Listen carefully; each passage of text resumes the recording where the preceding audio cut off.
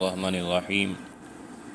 حضرت عمر بن خطاب رضی اللہ تعالی عنہ یقیناً آپ مراد مصطفیٰ صلی اللہ علیہ وسلم بھی ہیں، دعائے مصطفیٰ صلی اللہ علیہ وسلم بھی ہیں۔ عمر رضی اللہ تعالیٰ عنہ کے اسلام قبول کرنے سے اسلام کو بہت تقویت ملی، اور آپ کے دور خلافت میں بھی اسلام ہر طرف پھیلا اور بہت سی فتوحات ہوئیں۔ آپ نے اسلام کی سربلندی کے لیے بہت بڑھ چڑھ کر کام کیا۔ ان میں سے ایک واقعہ آپ کی سماعتوں کی نظر کرتا ہوں۔ حضرت عمر رضی اللہ تعالیٰ عنہ وسعت طلب کرنے پر تنبیہ حضور صلی اللہ علیہ وسلم کی۔ ایک مرتبہ حضور اقدس صلی اللہ علیہ وسلم نے قسم کھا لی تھی کہ 1 مہینہ تک ان کے پاس نہ جاؤں گا تاکہ ان کو تنبیہ ہو اور علیحدہ ہو کر ایک حجرہ میں قیام فرما تھے۔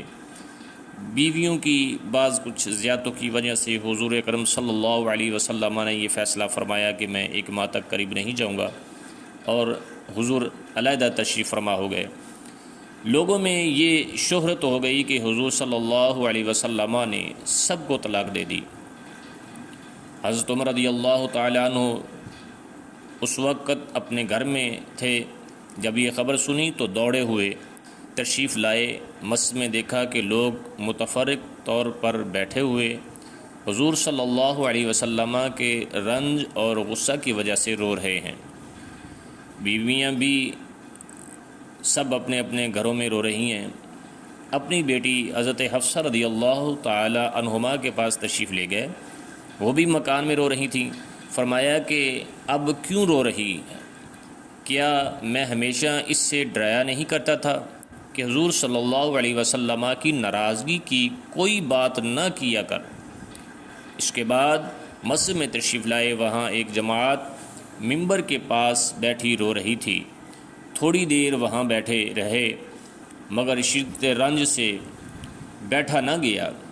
یہ حضور صلی اللہ علیہ وسلم سے آپ کی والہانہ محبت اور والہانہ عقیدت تھی، تو حضور صلی اللہ علیہ وسلم جس جگہ تشریف فرما تھے اس کے قریب تشریف لے گئے، اور حضرت رباح رضی اللہ تعالیٰ عنہ ایک غلام کے ذریعے سے جو 2 باریک زینہ پر پاؤں لٹکائے بیٹھے تھے، اندر حاضری کی اجازت چاہی۔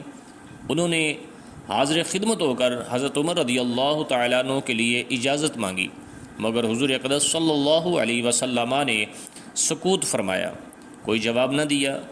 حضرت رباح رضی اللہ تعالیٰ عنہ نے آ کر یہی جواب حضرت عمر رضی اللہ تعالیٰ عنہ کو دے دیا کہ میں نے عرض کر دیا تھا مگر کوئی جواب نہیں ملا۔ حضرت عمر رضی اللہ تعالیٰ عنہ مایوس ہو کر منبر کے پاس آ بیٹھے، مگر بیٹھا نہ گیا، اس لیے کہ اللہ کے محبوب کی محبت اتنی دل میں تھی اور آپ پریشان تھے کہ اللہ کے محبوب ناراض ہیں۔ پھر تھوڑی دیر میں حاضر ہو کر حضرت رباح رضی اللہ تعالیٰ عنہ کے ذریعے سے اجازت چاہی۔ اسی طرح 3 مرتبہ پیش آیا کہ بےتابی سے غلام کے ذریعہ اجازت حاضری مانگی، ادھر سے جواب میں سکوت اور خاموشی ہوتی۔ تیسری مرتبہ جب لوٹنے لگے تو حضرت رباح رضی اللہ تعالیٰ عنہ نے آواز دی اور کہا کہ تمہیں حاضری کی اجازت ہو گئی۔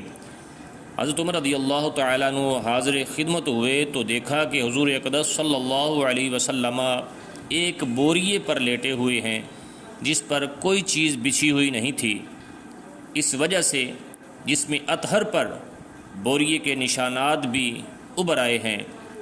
خوبصورت بدن پر نشانات صاف نظر آ رہے تھے، اور سرہانے پر ایک چمڑے کا تکیہ ہے جس میں کھجور کی چھال بھری ہوئی ہے۔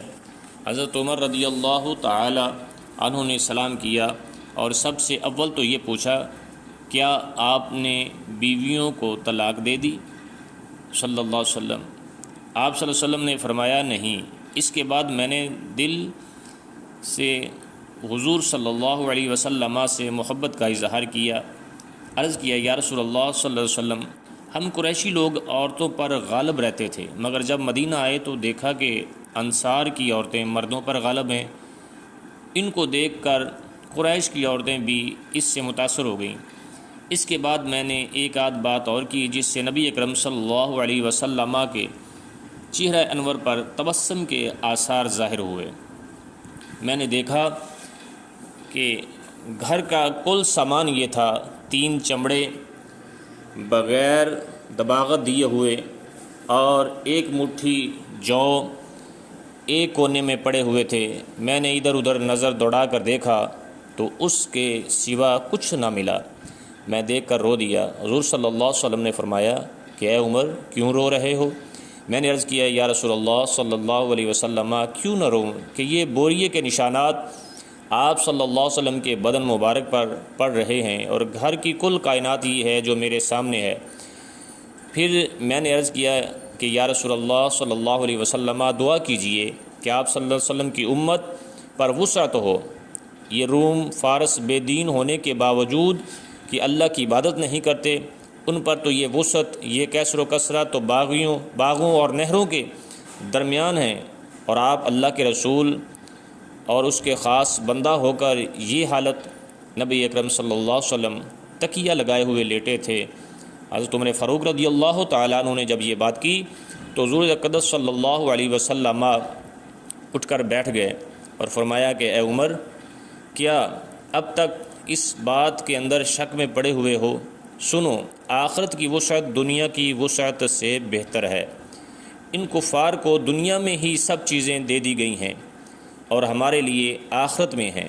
حضرت عمر رضی اللہ تعالیٰ عنہ نے عرض کیا کہ یا رسول اللہ صلی اللہ علیہ وسلم میرے لیے استغفار فرمائیں کہ واقعہ ہی میں نے غلطی کی، یہ بات کر کے واقعہ ہی آخرت ہمارے لیے بہتر ہے۔